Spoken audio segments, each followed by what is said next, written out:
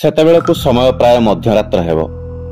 ଲକ୍ଷ୍ମୀ ମନ୍ଦିରର ପାହାଚ ଉପରେ ବସି ନୀଳଚକ୍ରକୁ ଏକଲୟରେ ଚାହିଁ ରହିଥାନ୍ତି ମା ଲକ୍ଷ୍ମୀ ସାଆନ୍ତାଣୀ। ଆଉ ସେହି ସମୟରେ ହଠାତ୍ ଜଣେ ନାରୀର ପାଉଁଜି ଶବ୍ଦ ଶୁଣି ଚମକି ପଡ଼ିଲେ ମା ଲକ୍ଷ୍ମୀ ସାଆନ୍ତାଣୀ। ସାଙ୍ଗେ ସାଙ୍ଗେ ମନରେ ପ୍ରଶ୍ନ ଆସିଲା ସାଆନ୍ତାଣୀଙ୍କର, ଏତେ ରାତିରେ ବଡ଼ ଦେଉଳକୁ କିଏ ଆସିଲା? ସବୁ ଦେବାଦେବୀ ମାନେ ତ ପହୁଡ଼ ଗଲେଣି। ଏପଟେ ଦେବୀ ବେଢ଼ାକାଳୀ ତ ମହାପ୍ରଭୁଙ୍କ ନିଦ୍ରାରେ ବ୍ୟାଘାତ ନ ହେବା ପାଇଁ ଝଙ୍କାର ସୃଷ୍ଟି କରୁଥିବା ପାଉଁଜି ରାତ୍ର ସମୟରେ ପିନ୍ଧନ୍ତି ନାହିଁ। ତେବେ ଏ ପାଉଁଜିର ଶବ୍ଦ କାହାର? ଏମିତି ଅସମାୟିତ ପ୍ରଶ୍ନ ଭାବୁ ଭାବୁ ମା ଲକ୍ଷ୍ମୀ ସାଆନ୍ତାଣୀ ଦେବୀ ବେଢ଼ାକାଳୀଙ୍କୁ ସ୍ମରଣ କଲେ। ଆଉ ମା ଲକ୍ଷ୍ମୀଙ୍କ ସ୍ମରଣ ମାତ୍ରକେ ଦେବୀ ବେଢ଼ାକାଳୀ ମା ଲକ୍ଷ୍ମୀ ସାଆନ୍ତାଣୀଙ୍କ ଛାମୁରେ ଆସି ମିଳି ଅର୍ଦ୍ଧରାତ୍ରିରେ ତାଙ୍କୁ ସ୍ମରଣ କରିବାର ଉଦ୍ଦେଶ୍ୟ ପଚାରିବାରୁ ମା ଲକ୍ଷ୍ମୀ କହିବାକୁ ଲାଗିଲେ, ଦେବୀ, ବଡ଼ ଦେଉଳ ବେଢ଼ା ଭିତରେ କାହାର ପାଉଁଜିର ଝୁମଝୁମ ଶବ୍ଦ ତାଙ୍କ ମନକୁ ବିଚଳିତ କରୁଛି। ମା ଲକ୍ଷ୍ମୀଙ୍କ ପାଖରୁ ଏମିତି କଥା ଶୁଣିବା କ୍ଷଣି ଦେବୀ ବେଢ଼ାକାଳୀ ତୁରନ୍ତ ଯାଇ ତଦନ୍ତ କଲେ। ଆଉ ଦେଖିବାକୁ ପାଇଲେ ଯେ ଜଣେ ଦିବ୍ୟ ସୁସଜ୍ଜିତା ସୁନ୍ଦର ଦେବୀ ସାତ ପାହାଚ ଦେଇ ବଡ଼ ଦେଉଳ ଭିତରକୁ ପ୍ରବେଶ କରୁଛି। ସାଙ୍ଗେ ସାଙ୍ଗେ ଦେବୀ ବେଢ଼ାକାଳୀ ପ୍ରଶ୍ନ କଲେ ସେ ସୁସଜ୍ଜିତା ଦେବୀଙ୍କୁ, ଆପଣ କିଏ ଦେବୀ? ମନ୍ଦିର ଭିତରକୁ କ'ଣ ପାଇଁ ପ୍ରବେଶ କରୁଛନ୍ତି ଆଉ କାହା ଅନୁମତିରେ? ଦେବୀ ବେଢ଼ାକାଳୀଙ୍କ ପ୍ରଶ୍ନର ଉତ୍ତରରେ ସେ ଦେବୀ କହିଲେ, ମୋତେ ସ୍ୱୟଂ ମହାପ୍ରଭୁ ଡାକିଛନ୍ତି ଆଉ ମୁଁ ବହୁତ ଦୂରରୁ ଆସିଛି। ଦେବୀ ବେଢ଼ାକାଳୀ ଆଉ ସେ ଅଚିହ୍ନା ନାରୀ ମୂର୍ତ୍ତିର କଥୋପକଥନ ବେଳେ ସେଠାରେ ଯାଇ ପହଞ୍ଚିଲେ ମା ଲକ୍ଷ୍ମୀ ସାଆନ୍ତାଣୀ। ଆଉ ସାଙ୍ଗେ ସାଙ୍ଗେ ସେ ଅଚିହ୍ନା ଦେବୀ ଜଣକ ମା ଲକ୍ଷ୍ମୀ ସାଆନ୍ତାଣୀଙ୍କ ଉପସ୍ଥିତିକୁ ହୃଦୟଙ୍ଗମ କରିପାରି ତାଙ୍କ ପାଦରେ ପ୍ରଣାମ କଲେ। ସେ ସୁସଜ୍ଜିତ ନାରୀ ଜଣକ ଯେତେବେଳେ ମା ଲକ୍ଷ୍ମୀ ସାଆନ୍ତାଣୀଙ୍କୁ ପ୍ରଣାମ କରୁଛନ୍ତି ସେତେବେଳେ ମା ଲକ୍ଷ୍ମୀ ସାଆନ୍ତାଣୀ ସେ ଦେବୀଙ୍କୁ ଚିହ୍ନି ପାରି ଆଶ୍ଚର୍ଯ୍ୟ ଆଉ କଟାକ୍ଷ ଭରା ନୟନରେ ଚାହିଁ ରହି ପଚାରିଲେ, ଆରେ ତୁଳସୀ, ତମେ ଏତେ ରାତିରେ ପୁଣି ଏ ଅଣସର ସମୟରେ ବଡ଼ ଦେଉଳରେ ତୁମର କାମ କ'ଣ? କ'ଣ ପାଇଁ ଆସିଛ?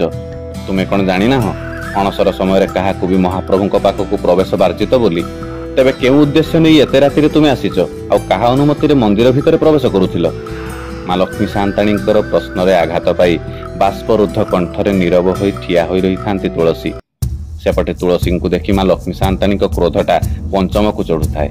ନିଜକୁ ସମ୍ଭାଳି ତୁଳସୀ ରୁଦ୍ଧ କଣ୍ଠରେ କହିବାକୁ ଲାଗିଲେ, ହେ ନୀଳାଞ୍ଚଳ ମହାଦେବୀ ମା ଲକ୍ଷ୍ମୀ ସାଆନ୍ତାଣୀ, ମୋର ଏତେ ବଡ଼ ଦୁଷ୍ଟାମି କରିବାର ସାହସ ନାହିଁ। ମହାପ୍ରଭୁଙ୍କ ଆଜ୍ଞା ଆଉ ଇଚ୍ଛାରେ ହିଁ ମୁଁ ଏତେ ଦୂରରୁ ଧାଇଁ ଆସିଛି। ଆଉ ଆଜିଠାରୁ ଅଣସରରେ ମୁଁ ମହାପ୍ରଭୁଙ୍କ ସେବାରେ ଲାଗିବି। ଆଉ ଏତିକି ବେଳେ ସେପଟରୁ ପତି ମହାପାତ୍ର ଆସି ମା ଲକ୍ଷ୍ମୀ ସାଆନ୍ତାଣୀଙ୍କୁ ଆଉ ଦେବୀ ବେଢ଼ାକାଳୀଙ୍କୁ ପ୍ରଣାମ ଜଣାଇ ମା ଲକ୍ଷ୍ମୀଙ୍କ ମୁହଁକୁ ଚାହିଁ କହୁଛନ୍ତି, ମା ଲୋ, ତୁଳସୀର କିଛି ଭୁଲ ନାହିଁ। ତୁମେ ରାଗ ଶାନ୍ତ କର। ତୁଳସୀକୁ ସ୍ୱୟଂ ମହାପ୍ରଭୁ ଡାକିଛନ୍ତି। ତୁଳସୀ ଭିତରକୁ ନ ଗଲେ, ମହାପ୍ରଭୁଙ୍କ ପାଖକୁ ଯାଇ ସେବା ନ କଲେ ମହାପ୍ରଭୁ ଭଲ ହେବେ କେମିତି ଲୋ ମା? ଆଉ ମହାପ୍ରଭୁ ଭଲ ନହେଲେ ତୁମେ ତାଙ୍କୁ ଦେଖିବ କେମିତି? ଏକାନ୍ତରେ ମିଶିବ କେମିତି? ଗୁରୁବାର ଦିନ ଏକାନ୍ତ ନୀତି ହେବ କେମିତି ଲୋ ମା? ପତି ମହାପାତ୍ରଙ୍କର ଏମିତି ବଚନରେ ଭାବ ବିହ୍ୱଳ ହୋଇପଡ଼ିଲେ ସିନ୍ଧୁରାଜ ଜେମା ପାଟ ମହାଦେବୀ ମା ଲକ୍ଷ୍ମୀ ସାଆନ୍ତାଣୀ। ମା ଲକ୍ଷ୍ମୀ ମନେ ମନେ ତୁଳସୀ ଆଉ ପତି ମହାପାତ୍ରଙ୍କ ମୁହଁକୁ ଚାହିଁ ଚିନ୍ତା କରୁଛନ୍ତି। ବାହାଘର ପରର ଚତୁର୍ଥୀ କର୍ମ ସରିନଥାଏ।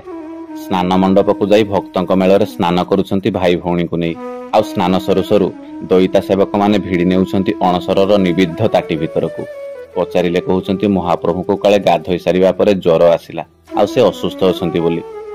ଆଜିକୁ 11 ଦିନ ହବ ଅଣସର ତାଟି ଭିତରେ ନା କିଛି ଶବ୍ଦ ଶୁଭୁଛି ନା କୌଣସି ମନ୍ତ୍ରପାଠର ଉଚ୍ଚାରଣ। ମହାପ୍ରଭୁ ପତି ପରମେଶ୍ୱର ସେ ଜଗମୋହନଙ୍କର ବିରହରେ ମୁଁ ଯେ କେମିତି ଅଛି ଟିକେ ଚିନ୍ତା ନାହିଁ ସେ ବ୍ରହ୍ମାଣ୍ଡ ଗୋସାଇଙ୍କର। ହେଲେ ଏପଟେ ସ୍ତ୍ରୀକୁ ନ ପଚାରି ତୁଳସୀକୁ ସେବା କରିବା ପାଇଁ ଅର୍ଦ୍ଧରାତ୍ରରେ ଡାକିଛନ୍ତି ପାଖକୁ। ଏମିତି ମହାଲକ୍ଷ୍ମୀ ଭାବୁ ଭାବୁ ତୁଳସୀଙ୍କୁ ଧରି ଅଣସର ଘରକୁ ବିଜେ କରୁଛନ୍ତି ପତି ମହାପାତ୍ରେ। ତୁଳସୀ ଯାଇ ମହାପ୍ରଭୁଙ୍କ ଶ୍ରୀଅଙ୍ଗରେ ଲାଗି ହେଲେ। ଆଉ ତୁଳସୀର ସ୍ପର୍ଶ ମାତ୍ରକେ ମହାପ୍ରଭୁଙ୍କ ଅବସ୍ଥାରେ ପରିବର୍ତ୍ତନ ଦେଖାଗଲା। ପୁଲକିତ ହେଲା ଶ୍ରୀଅଙ୍ଗ, ଛାଡ଼ିଗଲା ଜ୍ୱରର ଖଇଫୁଟା ତାତି ଶ୍ରୀଅଙ୍ଗରୁ। ତୁଳସୀ ପ୍ରବେଶ ମାତ୍ରକରେ ଅଣସର ଘରେ ଦିବ୍ୟ ଶକ୍ତିର ସଞ୍ଚାର ହେଲା। ବୈଜନ୍ତ୍ରୀ ବାଜି ଉଠିଲା। ଅଣସର ଘରୁ ଘଣ୍ଟାଧ୍ୱନି ଶୁଭିଲା। ଛାମୁ ଖୁଣ୍ଟିଆ ତାଟି ବାହାରୁ ମହାପ୍ରଭୁ ମହାପ୍ରଭୁ ମଣିମା ମଣିମା ଡାକ ଦେଲେ। ସେ ଡାକରେ ବଡ଼ ଦେଉଳ ସତେଜ ହୋଇ ଉଠିଲା, ଯାହା 11 ଦିନ ହେଲା ମଳିନ ପଡ଼ି ଯାଇଥିଲା ମହାପ୍ରଭୁଙ୍କ ଅସୁସ୍ଥତା ପାଇଁ। ଅଣସର ତାଟି ବାହାରେ ଠିଆ ହୋଇ ଲୋତକପୂର୍ଣ୍ଣ ଚକ୍ଷୁରେ ମହାପ୍ରଭୁଙ୍କୁ ଅଭିମାନ ଭରା ଶବ୍ଦରେ ମା ଲକ୍ଷ୍ମୀ ସାଆନ୍ତାଣୀ ପଚାରୁଥାନ୍ତି, ମଣିମା, ହେ ବ୍ରହ୍ମାଣ୍ଡ ନାୟକ, ଇଏ କି ପ୍ରକାର ନ୍ୟାୟ ମହାପ୍ରଭୁ ଆପଣଙ୍କର?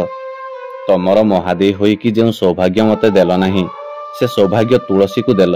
ପାଟରାଣୀ ମୁଁ ତ ମୋର କ'ଣ ଆପଣଙ୍କର ଅଣସର ସେବାରେ ଅଧିକାର ନାହିଁ? ଏ ପ୍ରଶ୍ନ କରୁ କରୁ ପଛପଟୁ ଉତ୍ତର ଦିଅନ୍ତି ଆସି ସରସ୍ୱତୀ, କମଳା, ତମେ କ'ଣ ଜାଣିନାହଁ ମହାପ୍ରଭୁଙ୍କୁ ତୁଳସୀ କ'ଣ ପାଇଁ ଏତେ ପ୍ରିୟ ବୋଲି?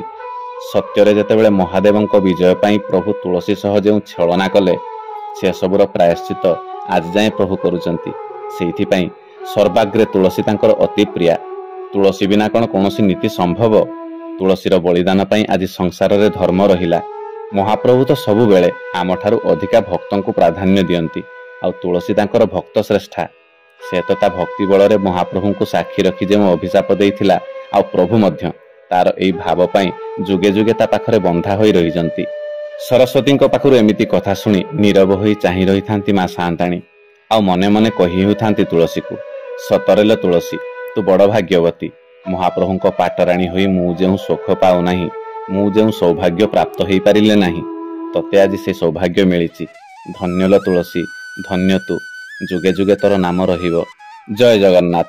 ସୁନ୍ଦର ଅନୁଭୂତିଟିଏ ସ୍ୱୟଂ ମହାପ୍ରଭୁ ଜଗନ୍ନାଥଙ୍କର ଆଉ ମା ଲକ୍ଷ୍ମୀ ସାଆନ୍ତାଣୀଙ୍କର। ଆଶା କରେ ଏ ଅନୁଭୂତିଟି ଆପଣମାନଙ୍କୁ ମନ ଛୁଇଁବ। ରହିଲି, ପୁଣି ଥରେ ଦେଖାହେବ ଆଉ ଏକ ନୂଆ ଅନୁଭୂତି ସହ। ସେ ଯାଏ ମୋତେ ବିଦାୟ ଦିଅନ୍ତୁ। ମହାପ୍ରଭୁଙ୍କର ଜୟ ହେଉ। ମହାପ୍ରଭୁଙ୍କ ନାମ ଗାଇ ଗାଇ ଏ ଜୀବ ଯାଉ। ଜୟ ଜଗନ୍ନାଥ।